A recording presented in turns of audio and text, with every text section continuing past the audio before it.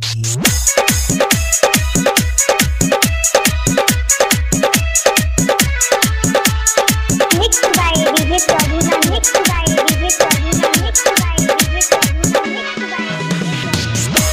अहाँ सब सुन रहल छी उगना धाम भवानीपुर से माँ वैष्णवी म्यूजिक की प्रस्तुति। कमरिया हिला ले गे जो बन तू डोला ले गे, कमरिया हिला ले गे, कमरिया हिला ले गे जो बन तू डोला ले गे, कमरिया हिला ले गे।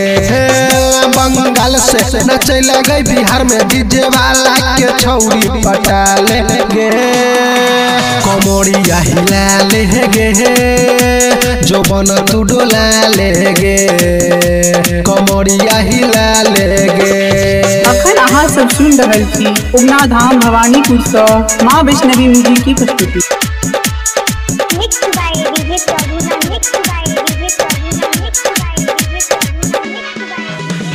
सब कुछ छोड़ निक देखै में तोहर लागे छो गोरकी ठोर गे, कहो डीजे वाला तोरा गे सुन ले छी तू बहुत बेजोर गे,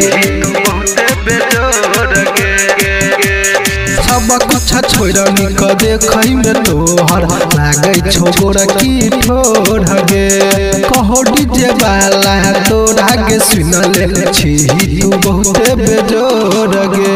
गई बुढ़वा तोरा देखो जबन का पैसा फेंको डीजे प्रभु से नैना लड़ा ले गे, कमरिया हिला ले गे जो बन तू डोला ले गे, कमरिया हिला ले गे।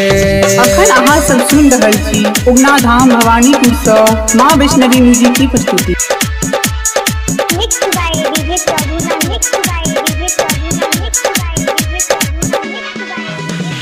राइटर उन सके हदी लगई सुनई नथिया पर तोरा फंस गेलो, पहिले जवानी बिस छलो तोहर अब त गई छौरी 21 भेलो,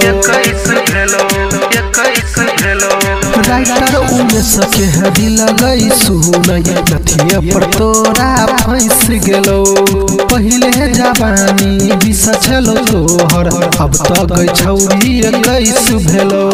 पैसा खूबे मिलतो जवानी तो हर खिलतो गायक साधु के गाना बजवा ले गे, कमरिया हिला ले गे जो बन तू डोला ले गे, कमरिया हिला ले गे, कमरिया हिला ले गे जो बन तू डोला ले गे, कमरिया हिला ले गे, कमरिया हिला ले गे जो बन तू डोला ले गे, कमरिया हिला ले गे।